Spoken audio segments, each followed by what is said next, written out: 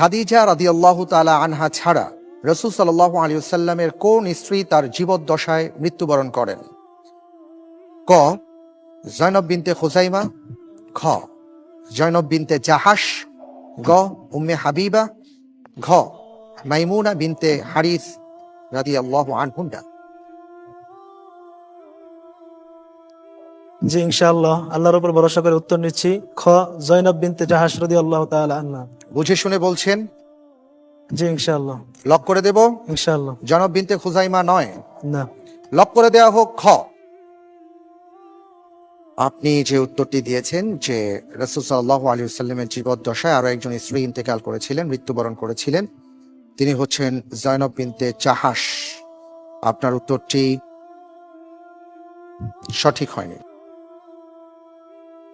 উত্তর হবে জয়নব বিনতে খুজাইমা।